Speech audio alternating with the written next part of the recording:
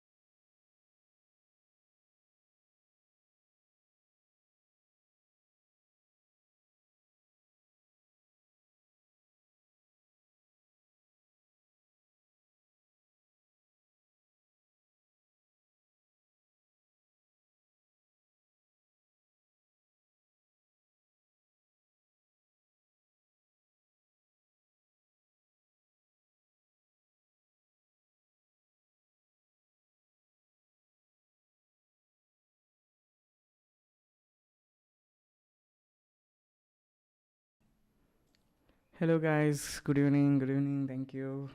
I hope you're excited for today. So let's just wait, a few minutes until everyone enjoys. Till then, you can let me know that you can hear me properly and see everything alright.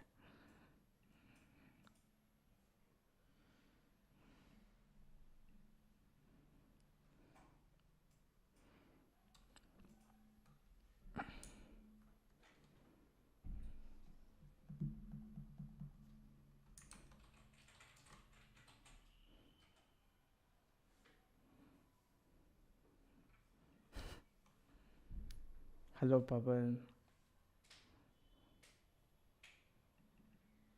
Good evening. Alright,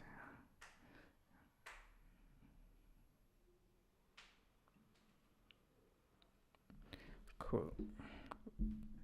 While we wait, I'd like to get you guys know a little bit more. Why don't you guys drop in? Where are you streaming this video from? Where are you watching this stuff from?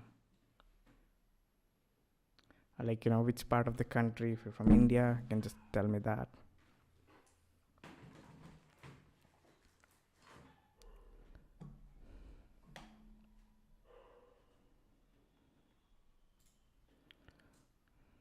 Hi, good evening, everyone.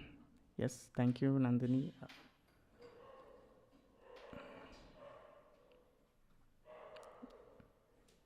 Bangalore, okay, nice.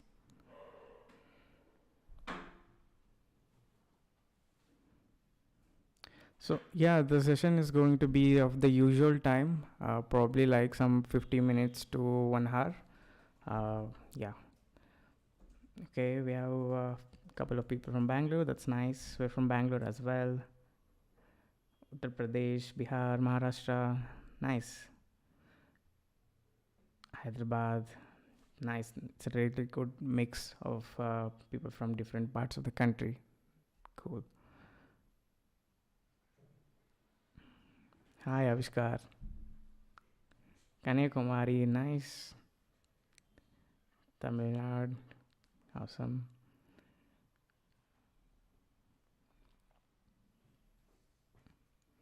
Oh, Delhi. Yep. That brings back good memories. Cool. Madhya Pradesh. All right. Looking good.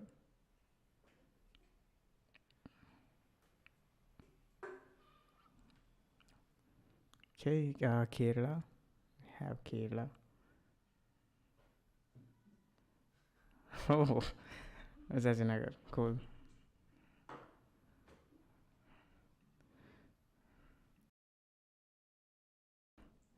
Cool.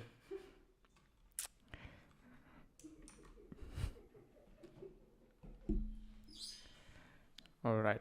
All right.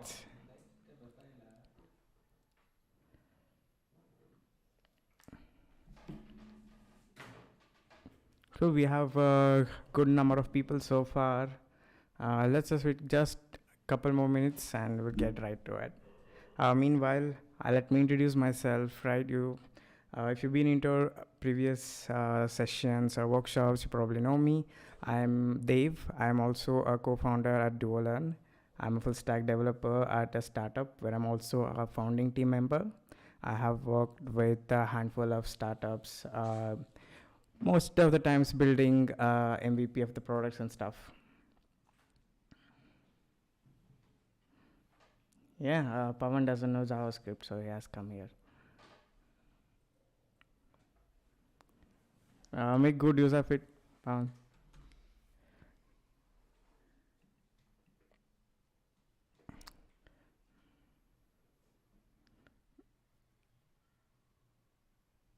It's behind me. Yeah, he's behind me.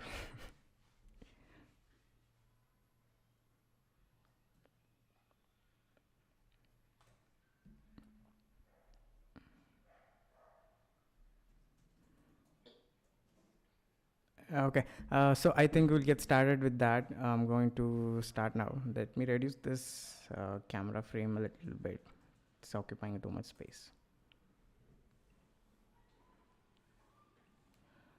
All right, should be enough.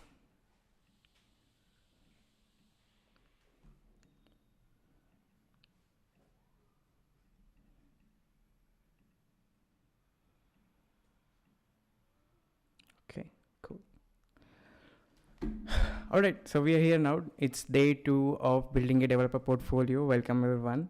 So we're going to learn JavaScript in this session, and we're going to explore the basics a little bit into what essentially the blocks of most programming languages is, and we will try to also dig into a little bit more new features of JavaScript, you could say, that are being introduced over the last few years, right?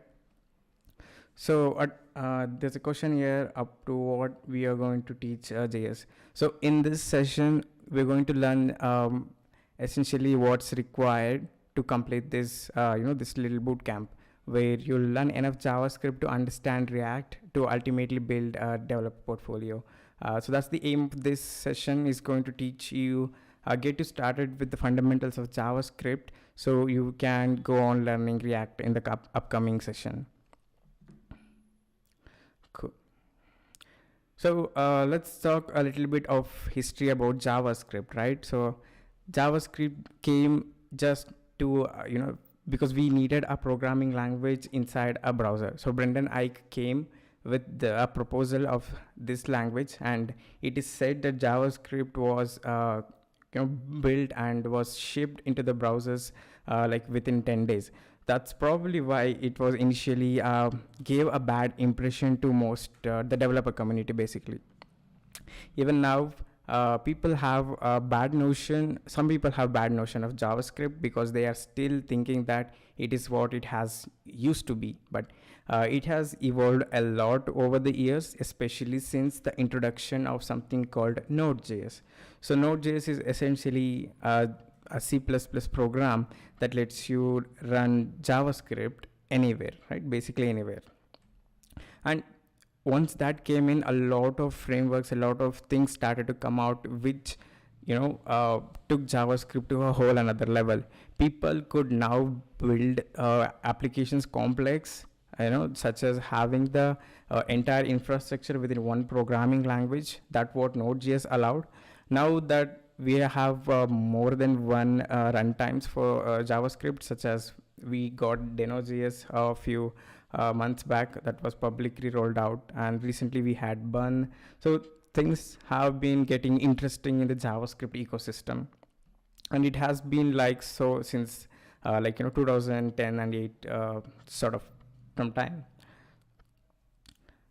So yeah, that's a little bit of JavaScript, and then there's a little bit confusion people have or think the Java and the JavaScript are same, or they have a little confusion about that. So let's also clear that up. JavaScript was primarily built to run in browser, right? While Java was always has been a scripting language or backend language for the backend. While it is true you can build some sort of web pages through something called applets, which is not like it's something like a server-side rendering, you would say. That's what the difference is when it comes to web development regarding these two things. And the reason they have similar name is when JavaScript was being introduced, the name was something else, right? It was LiveScript or something. And people realized since Java was quite popular thing, they kind of wanted to take that as a leverage so that JavaScript also could kind of become popular with Java in it. So that's kind of why we have that confusing name and or similar name to Java. So that's about the introduction of JavaScript. So let's get started getting hands-on JavaScript right now. So what I'm gonna do is, or what I would like to do as well is head over to codesandbox.io. These platforms allow us to write code on the browser itself and as well as execute it on the fly itself. Well, essentially we could run JavaScript without any of these tools, but we will be just using this for the purpose of all the features that it provides. So once you open Code Sandbox, you could go ahead and sign in, or that's up to you, but you can also just, once you're signed in, you should click on the create button here. You see it here. Just click on that, and I will choose vanilla here. So vanilla means it's just plain normal JavaScript template with nothing fancy in it. So I'm gonna zoom in a little bit on the browser here. Cool. So we have a little stuff done for us here. What they're essentially doing here is a little bit of DOM manipulation, which we will not be getting too much into in this session. What we're going to focus on is the fundamentals of JavaScript as a language itself. Okay. Now that's out of the way. So we have this index.js file, right? So I'm going to remove this, all of it. Okay. Okay, now let's start afresh, right? So let's start. I'm going to assume that you might have a little bit idea about some programming language. So based on that, I'm going to continue this rest of the session. But this would be still okay. It would be still okay if JavaScript is going to be your first language. I hope this zooming is enough. All right. So take any programming language, they are going to be always few set of blocks, or you can call them building blocks, that are going to be same across every programming language. Now, what are those things?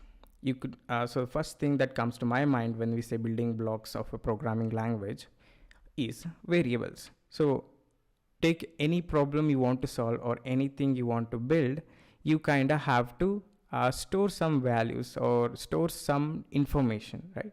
So these things, this thing is achieved temporarily using variables, right? Within a particular program.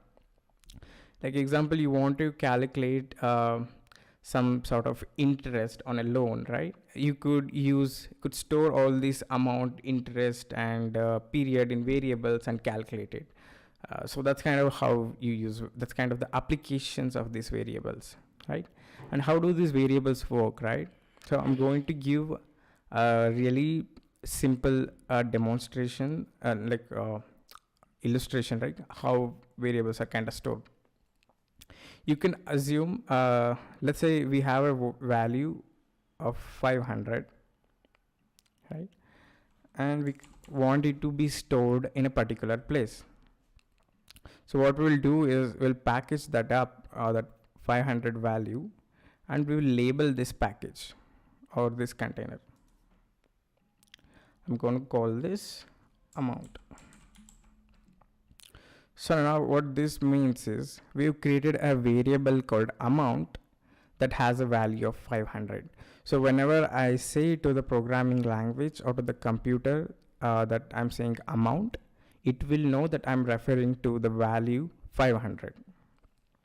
So that is like variables in a very simple way, in a concise gist. Okay. So we could have a lot of variables like this, right? Or you can have any number of variables as long as the memory does not run out on your machine. Okay. Now, what are the kind of things you can store in variable, right? So there are rules on what kind of data you can store. You cannot simply plug in any kind of things you want, right? So the kind of data you can store are called data types. The most in data type, again, we have some differentiation as well. Like if you have primitive and we have kind of advanced data types. So let's talk about primitive data types. So primitive data types are like this. Like the 500 we assumed is a number here. So this is a data type of number. So we can have another variable that holds, let's say, a name. Let's call it Duolearn, right? And we will call this variable, we'll give this variable name itself. Now that could cause confusion. Let's change it to something else. Let's change it to company. Okay. So now I've assigned the value Duolearn to company. So this type of data is called string because this is nothing but a string of characters. That's basically what this is. So in JavaScript or in most programming languages, you will have these textual representation of data in quotes, either in single or double. Double in most languages. In JavaScript, you can have either single or double quotes to represent strings, right? So then you also have something called Boolean values. So Boolean values there are only two types. There are only two types of Boolean values: 0, 1, true, false, or you can even call them for your convenience yes or no, or true, false. So yeah, basically it's on or off. Booleans only have two kind of values. So it could be something like, let's say I have a variable name is good. I don't know. Okay. And we could have a variable assigned to it, have a value assigned to it called true. So this means that when we access is good, we're basically accessing data called data, which is a data type of Boolean true. Okay. So these are some of the basic data types. Then you also have things called null, undefined, and so on.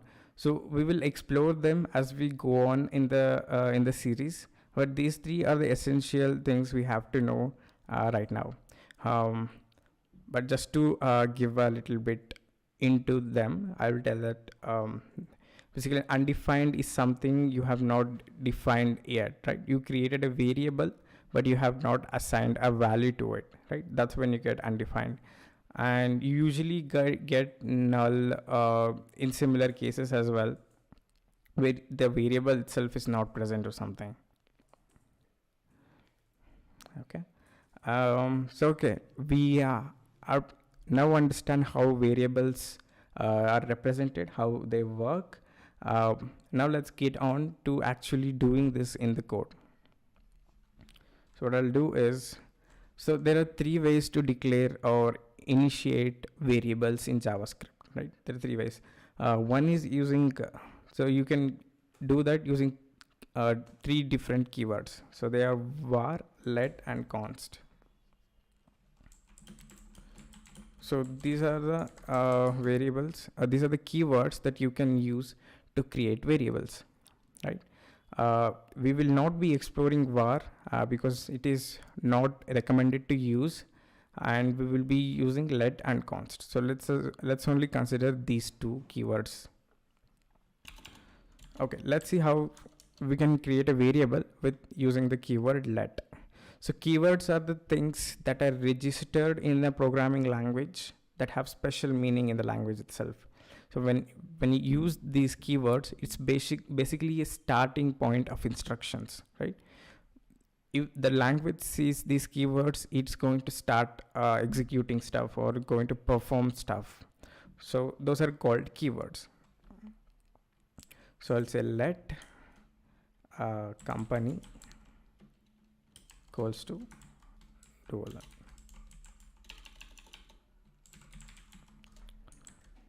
Cool. So this is the syntax to define or to create a variable. You have the keyword here, either let or const, and then you have the name of the variable, and then we assign the value to Duolearn. This is the value, and as I said, a string needs to be assigned in quotes. Okay, so let's also go ahead and create more variables like we saw here, right? I'm going to create another one, let is good be true. So that's another one variable declared, and let amount equals to 500. This is how you define different kind of variables. Okay, so I see a couple of questions. Let me address them quickly. How to mark today's attendance? The attendance QR will be shown in the end, the end of the video. And do make sure to attend all the classes, and you will stand a chance to get the Duolearn kit, which will include this t-shirt that I'm wearing, similar t-shirt, some custom designed notebook, and as well some cool stickers. Cool. So, and the next question I have here is why is it now recommended to not use a var? The primary reason we no longer use or not recommended to use var is how it is treated within the language, right? So the way the JavaScript works, it first scans your entire code first, right? And then it does something called hosting. So what happens is that all your variables defined throughout the code will kind of get assigned in the memory there itself. And it's also becomes a little bit error prone, as in you are able to access the variable even before declaring it.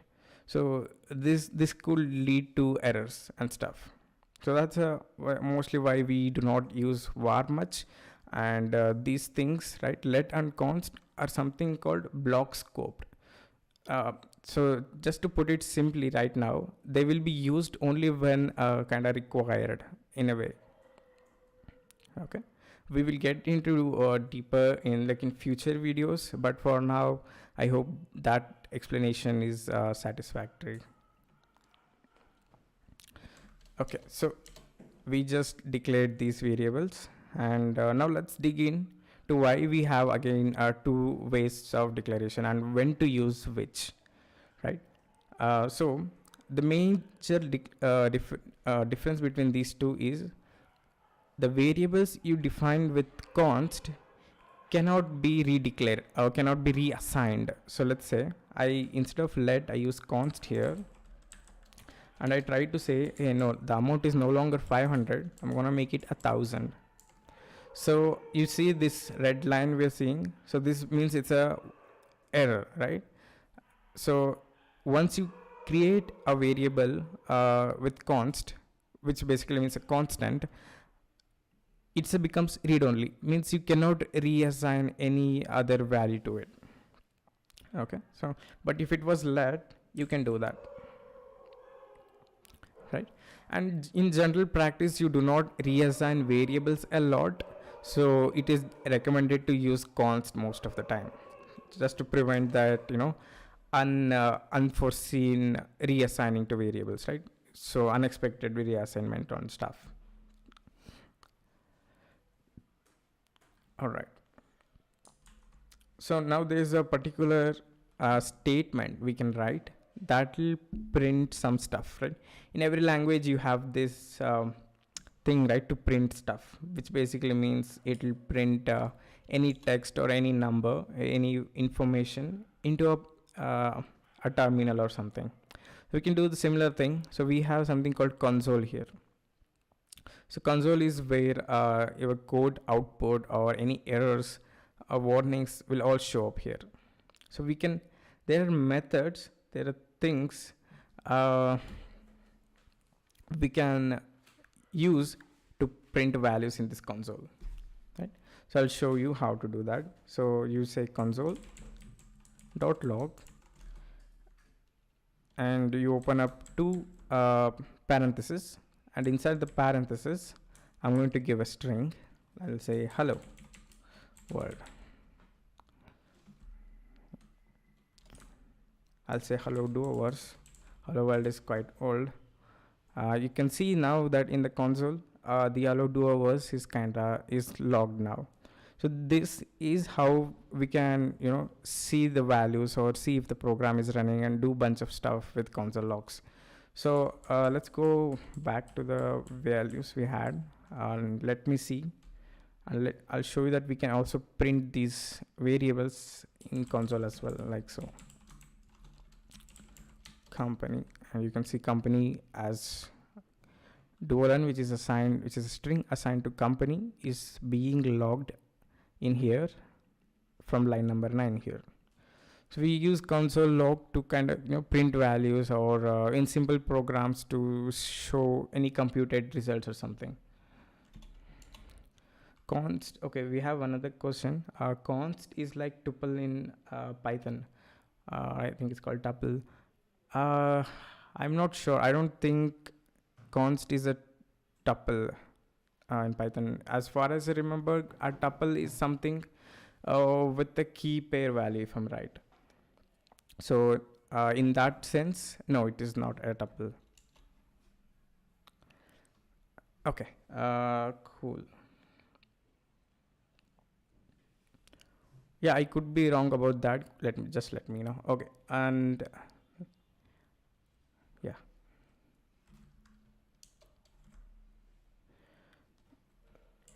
So I'm just gonna show you some things we can do in sense of using these variables, right?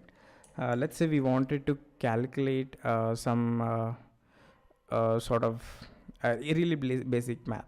Let there be, like, you know, we will say total amount is something like 5,000, and we will say a paid amount of 3,000. And what we want to do is show them the percentage of amount we have to kind of, you know, is left to pay. So we'll say, first we'll create another variable. Let's use const, right? Since we'll not be reassigning to these things, const paid amount, and let's say const pending amount is equals to, we will not do 5,000 minus 3,000. Can actually use these variables directly here, like, you know, total amount minus paid amount. So that will give us the pending amount. Now let's console log it to see if the pending amount is as expected. Okay, it's saying is 2,000. So we can say that pending amount divided by total amount, and we will multiply that with 100 to get the percentage of money that is left to pay. Okay, cool. So now there is some more things we can do while console logging, right? So instead of directly logging it like this, which kind of makes it hard to read, you know, with function inside and all these operations happening. So let's take them out. So I'll say const pending in percent is equals to this stuff. Yep. Notice this parenthesis though. This is nothing but order of maths, right? Or operations, where we first perform the things in the bracket and then we will do the into 100 thing. That's basically that. And instead of printing sentences directly, let's also store the statement we want to print in a variable. I'll say closing statement, and I'll say the amount that needs to pay it is. And how are we going to put variable inside strings, right? So that's what we want to do here. What we can do is something called string concatenation. So we can do plus and insert the pending percentage here. So this will basically append the pending amount to this string. And let's print this. Log it. And what we get, the amount that needs to be paid is 40. Cool. So yeah, with variables you can do all this reassignment to other variables, perform mathematical operations on them. You can even merge different type of data types like this to form a string, like how we have done here. Basically we're merging this string with this number to produce a final statement. Okay, I hear that console statement is not visible properly, so let's fix that. Okay.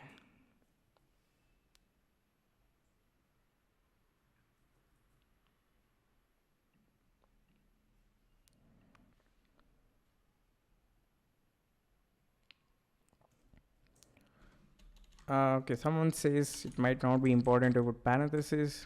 Probably right. Let's check that. Yep. Because by the order of maths, right, we will first do the division here and then do the multiplication. But just so it would look easy to understand, I was having the parentheses here. All right, cool. Close the file system. Huh? File system close one. File system. To your left, to your left. Okay, I'll close the file system. Left side panel, bro. Save that. Yeah. Drag marker browse and drag node right to you. Okay. Cool. Let's move on, right? So okay, we covered variables. The next things that are kind of fundamental in the control flow of the programs. So we can have a way the program should work depending on some conditions. So let's say if the pending amount, let's say if the pending percentage is more than 50%, we have to tell them it's a high priority. And if it's not, we can show it like, it's not a priority right now. So so to do that, we have things like control statements, right? So these are nothing but if else blocks. So basically it's like if something happens, do this or else do this, or we can keep on chaining on multiple conditions one after the other. So I'll say pending in percent is greater than 50, and so this is the how you do. Just 1 second, guys.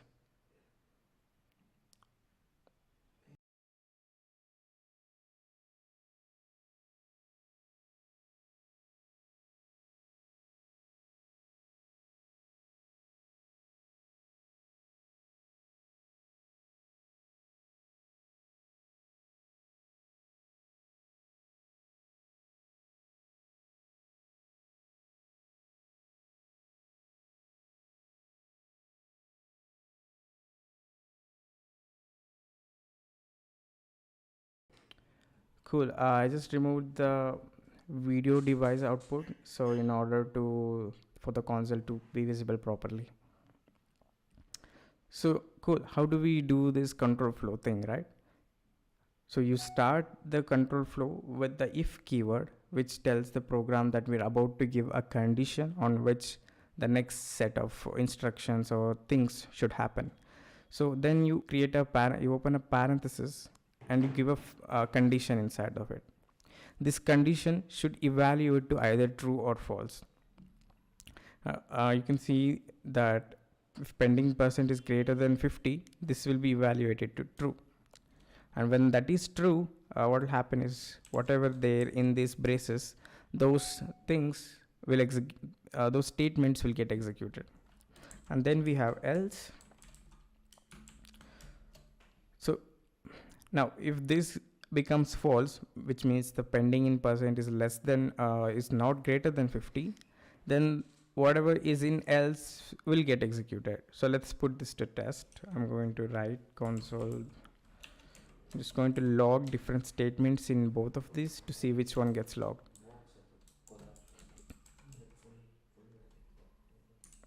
Priority, low priority, and I'll call this high priority.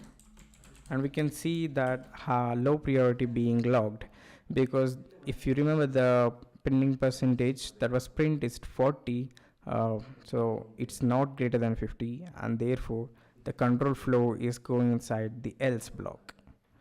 Okay, so what I'll now do is let's put this to test and see if we can increase the pending percentage by increasing this.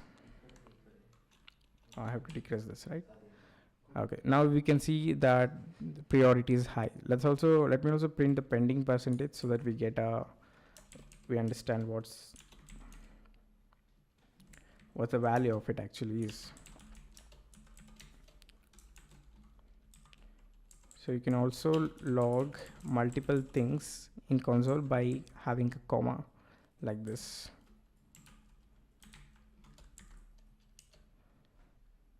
Okay, so you can see now that the pending percent it says is 60, and it's a high priority now since it's above 50.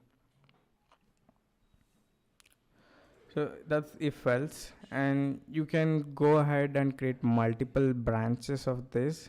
So such as keep on chaining, I mean, so let's say else if the pending percentage is pending in percent is greater than like 90,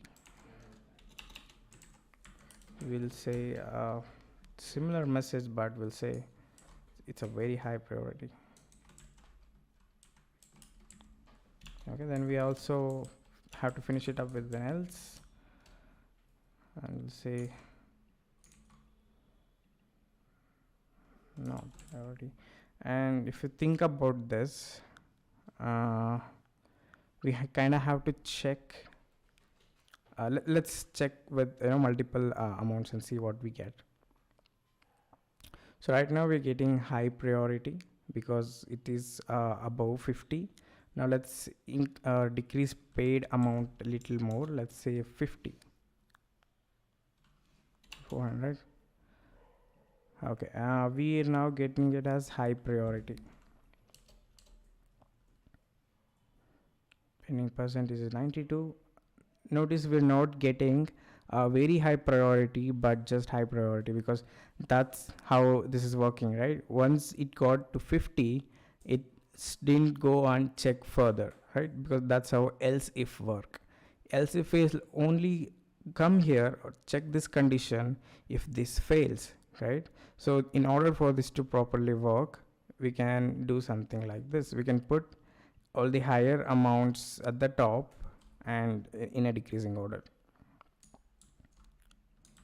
We will see how in a better way we can handle this as well as soon as we go into deeper.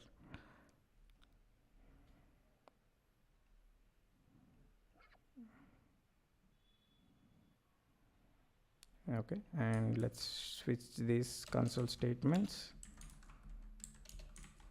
Just add some space here so you can read it properly. Okay, right, now you can see that the logs are as expected.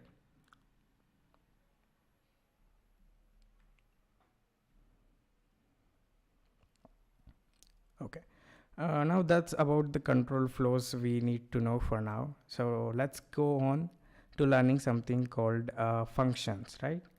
So let's say there is a bit of code or a set lines of code that you want to be used multiple times, right? Let's say there are multiple places you're calculating this priority, and what you can do is you do not have to like you keep using this chain or this if else thing everywhere, right? What we can do is we can create a function, or let's say a function that will tell us what kind of priority is. A, a function in programming is similar to how a function works in math as well. So let's say there's a function f, right? And whatever, you can give it some input to it, and it's supposed to give you a certain output, right? And we call that y. So function in programming also works in a very similar way. You can give something to it, some input, and it can do its thing, whatever it has to do on the x, and it can give you some y. So it's the exact same thing, but functions can also not receive anything as well in the programming language context. So let's see how we can create a function, right? So what we're going to do is we'll create a function that has this code block, and yeah. So in order to create a function, we have to specify the beginning of the function by the keyword function, and I'll say the function name is get priority. Okay, now we have this. What we have to do now next is create parentheses like this, and then braces. Now inside the braces is what's going to happen, whatever you want the function to do, right? And inside these parentheses is what you will give as the input. We will get into input soon, but let's just work on defining the function here. So I'm going to copy this code block and paste it in here. Okay, and we'll clear the console. Now you can see that let me make a small change now to show that nothing gets printed. Okay, so you can see that nothing is printed. That's because since we moved all of that code into this function body, and this function needs to be called for these statements to be executed. Until then, these are just stored in memory until they are not executed until they are called. But they are, however, sort of evaluated though for syntaxes error and more. All right, so I'm going to call this function now. In order to call a function, you specify the name of the function, which in our case is get priority, and you open close the parenthesis, and you can now see that we are seeing this pending percent is 92, and it's a very high priority. And you can call this multiple times, and you can see that it keeps getting logged. Okay, so what we'll do is here you can see the pending percentage is coming from here, right? So what I'll do is I'll remove this, and we'll take this. We actually don't, and let's not have any of this. And pending percentage is something that we are going to give this function, right? This x is going to be the pending percentage, and f of x, what it has to do is check if it's greater than or not than some of these predefined percentages, and give us a message. Okay, so in order to receive an argument, we have to specify that in the parenthesis like this. So pending percentage, you can see that error is also gone. So when you're calling here get priority, it is expecting something, right? Since we specified it here pending in percentage, whenever you call the function, it's going to expect this as well, and then it gets passed down to the function body like this, and this is where the checking of the conditions happen. You can see in the console as well, it says pending percent is not defined. Let's see. That error is actually from earlier. Now since it's undefined, undefined will not be greater than any of these numbers, so it will by default go to else, and not priority z is getting logged.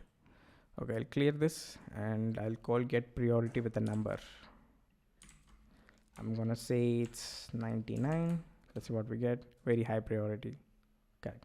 We got not priority earlier because as soon as we defined, as soon as we called the function, it got executed, and then again it was undefined and stuff. Okay.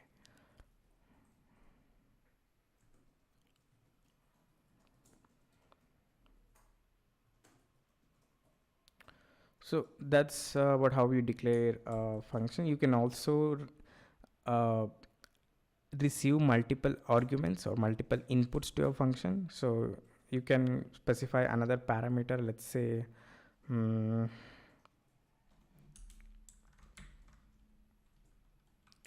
name, right? And what we'll do is in the console logs, we will print the name as well, like this. Now, this is now starting to look familiar, isn't it? Like how we're calling the log function here, which is a method on console. We're now passing it these arguments, right? And we're also separating the arguments with a comma. That's basically what we have created here as well. We created a function that can take multiple parameters, arguments, right? When you define them, you call them parameters, but when you're passing to them, you call them arguments, basically. So I'll do the same, copy paste a little bit. Okay, and in here I have to actually pass the name. I'll say Dev. So it now says very high priority Dev, right? So that's how you can pass multiple arguments to a function. You can also have default values to these parameters. So you can say is equals to 25. So now if I don't pass this 99, all right. So since this is the first variable, we have to give it something. So let's see. Let's instead of here, I can say name is predefined as Dev, and I'll give 51. You can see that even if I have not passed Dev in here, it's telling me it's high priority because we have given the default value in this way. Okay, cool.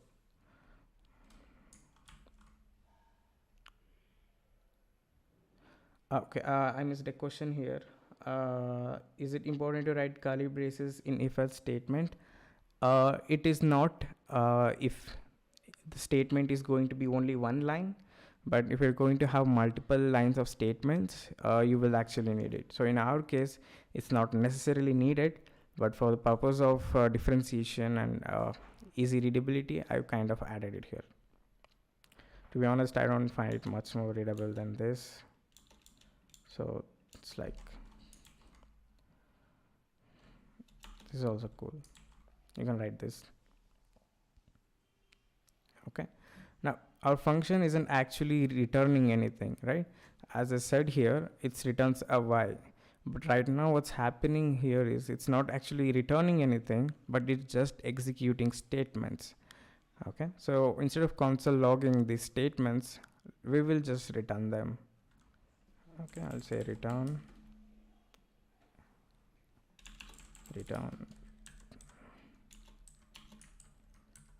high priority plus name, priority plus name,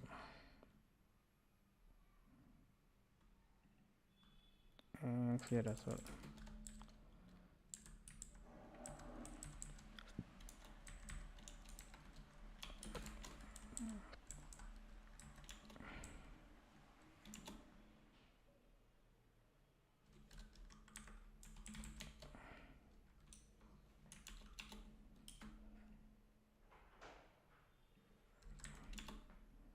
Okay, So this is pretty similar, except instead of console logging directly, we're returning a string here. That whatever that was console logging here, now that's being returned from this function. So whenever a function returns, we have to store that return value in somewhere. So let's say I'll create a variable called priority and assign it to this function call. So what this means is the function is going to execute first, and whatever the value that is the get priority gives, that's going to be stored in priority. Now let's log priority, right? So log the priorities. I will say priority. Okay, so it now tells me that the priority is high priority. Okay, so yeah, that's how you return something from the functions. And by default, function return nothing. So that means the return of a function is going to be undefined by default if you do not return anything. And if you return anything, that should be stored in a variable to use to be able to access it. So that's not necessary as well. If the usage is something as simple as like this, it will still work. You can directly use the value instead of storing as well. That's also possible, but this makes it more readable from my point of view.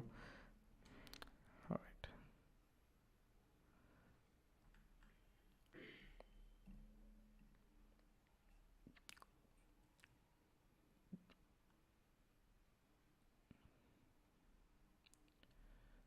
right. All right. So we are now console log. I see a comment. Console log get priority 91. Yeah, that's yeah. You can also do that as well.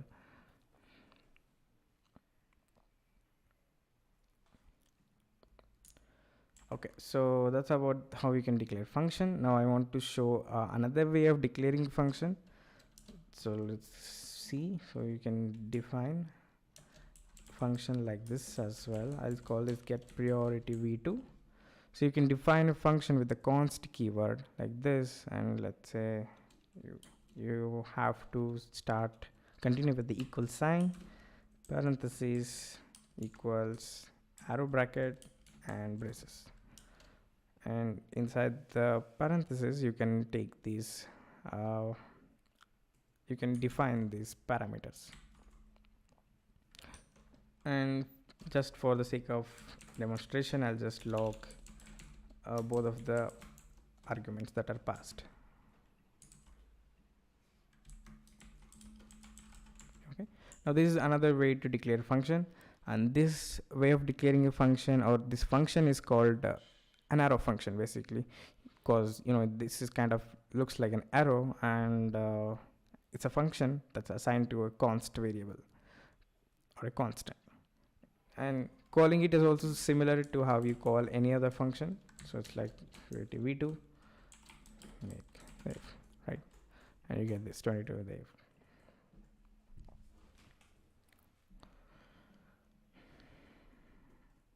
Okay, so that's about how we can declare this functions this is like one of the new features of JavaScript over the past few years. Okay, now there is a couple more things. Let's discuss them as well. So now let's discuss about a little bit more of a complex data type, right? So far we have seen simple variables that have just one normal data type, such as amount or string and stuff. So we can go a little bit deeper, where we can store similar data in one place, right? So what I mean is, let's say you are a student and you wanted to store some details about that about yourself. You will so then naturally you will probably go something like this. Student name is Dev, and class is 100, and maybe student rank is 0, right? So you could store one way like this, but what if you had multiple students, right? You will go on and do something like this: student name 2, student name class 2, 2. This is what you'd end up, and the more students you'll have, this will kind of go on, keep on, expanding. So to do kind of, make it look better, or there's a better way to do this, is to create objects, right? You can create simple JavaScript objects that can store these similar, or relevant information together. So I'll show you how you can do that. So you can do const student1 is equal to, and now you will open braces. So now this is a JSON object now, okay? And JSON objects has the key pair way of storing information. So you can do name is Dev, okay, and class is 100, rank is 0. Now this looks a little bit better than this, right?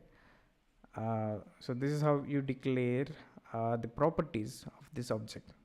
So this has 3 properties now: name, class, and rank, and all of them have values. They have 100, 0 respectively, right? And how can you access these values, right? So there are 2 ways to do that. So I'll try to log them. I'll try to log the student1 itself directly. Let's see what we get.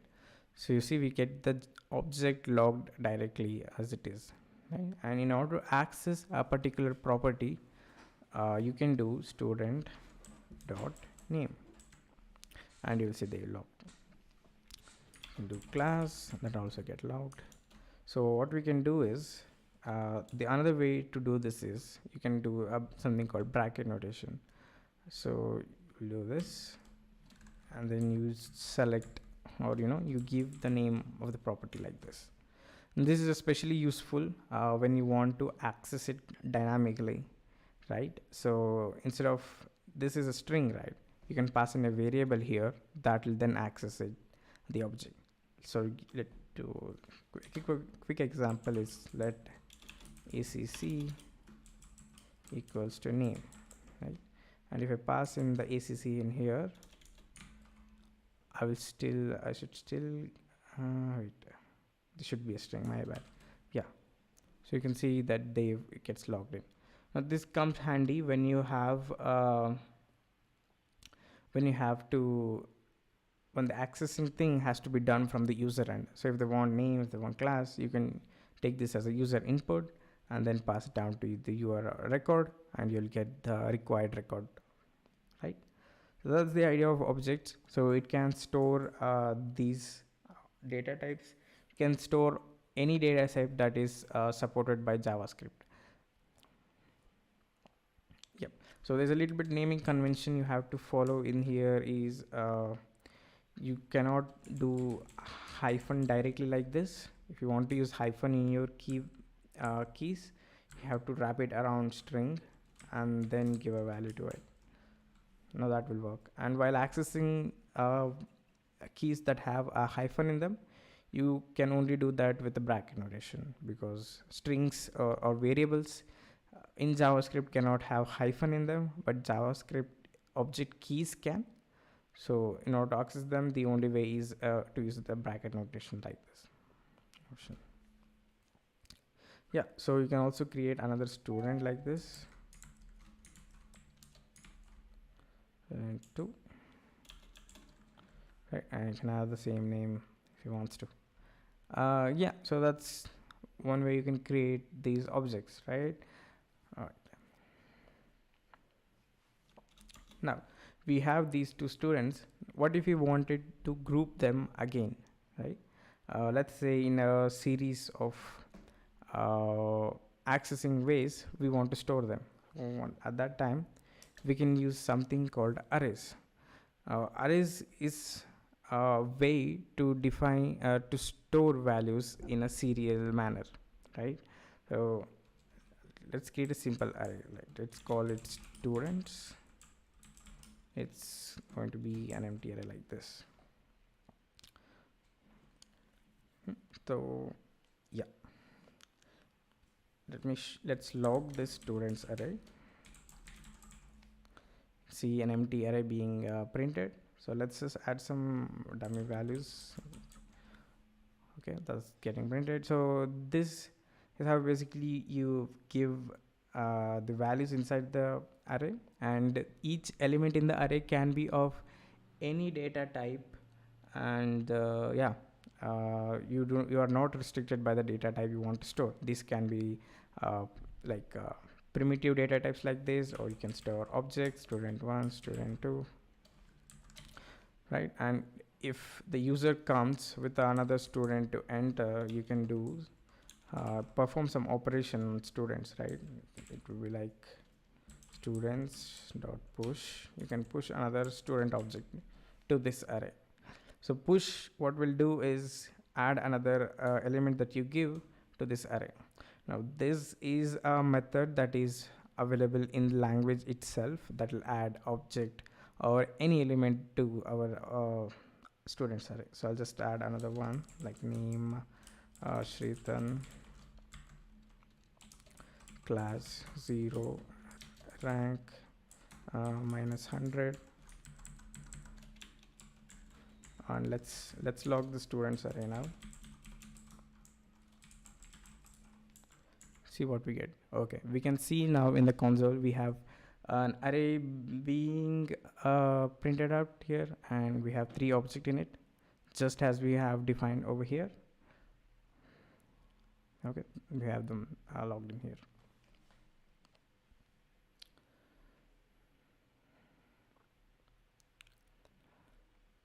Okay, there seems to be a question over here. What's the bootcamp time duration every day? Yeah, so this bootcamp is going to be same time every day, which is 7 to 8 p.m.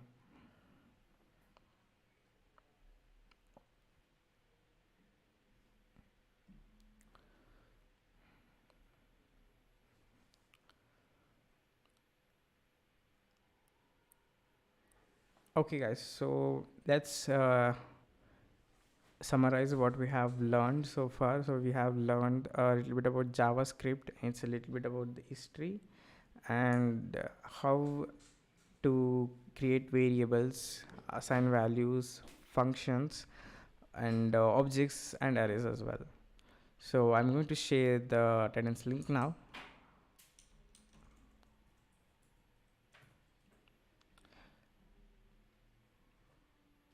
So please scan this and mark your attendance in the next 10 minutes. Within the next 10 minutes before the link is kind of not submittable anymore, the form.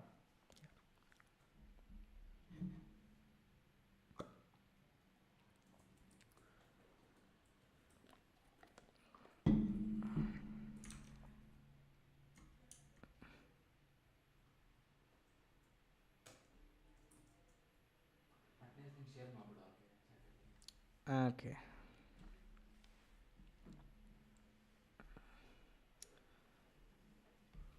We'll also share the attendance link.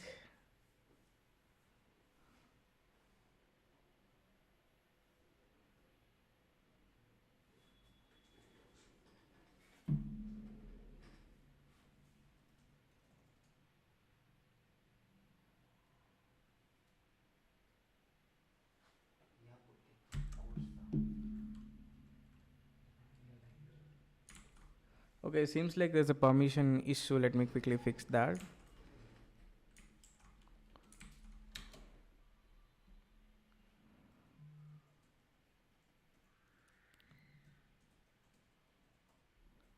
ಯಾವ ಅಕೌಂಟಿಂದ ಮಾಡಿದ್ದು? Okay, guys, it is done. You should be able to submit it now.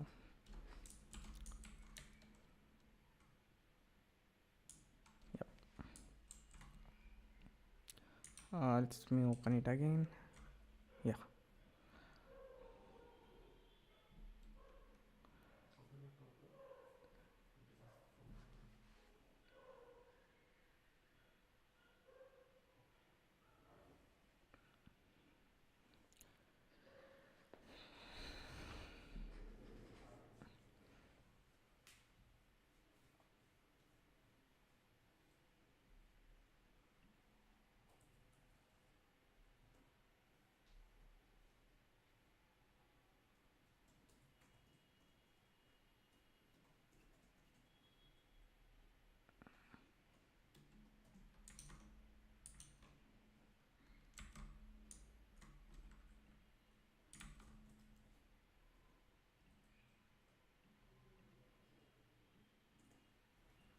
I have, yeah, pinned the message with the form link.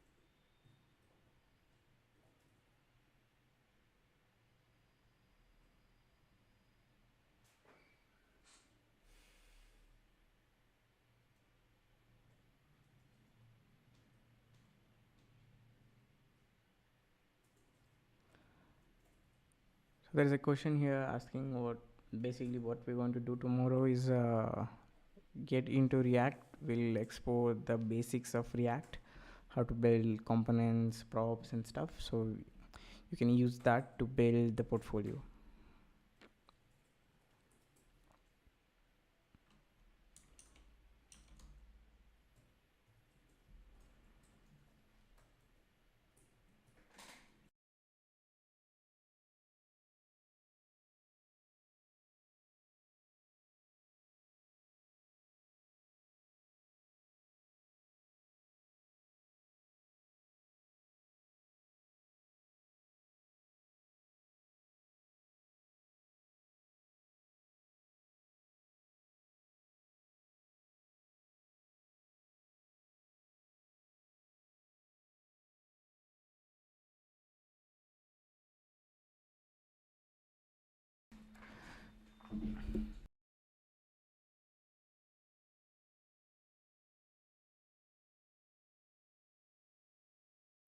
Okay, guys, so this will be up for another few minutes. If you guys have any questions with today's class or anything uh, about Duolearn courses, you can ask them as well. We'll be happy to answer.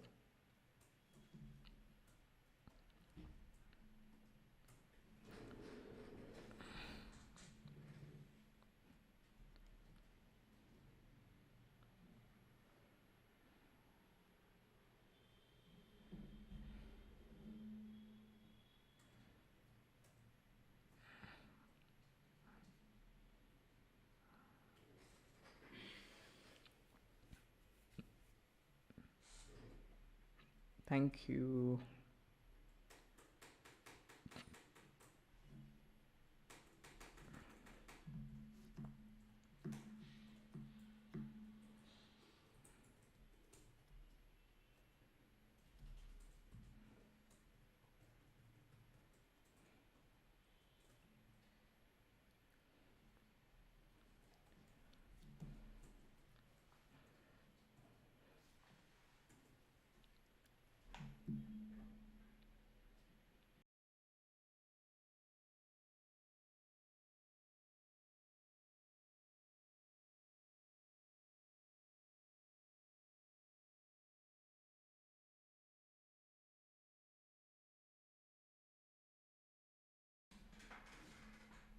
Yes, Aditya, the things we have learned here should be enough.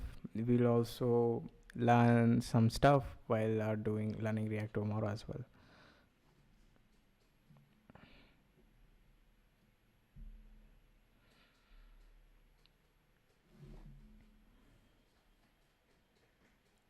Mm.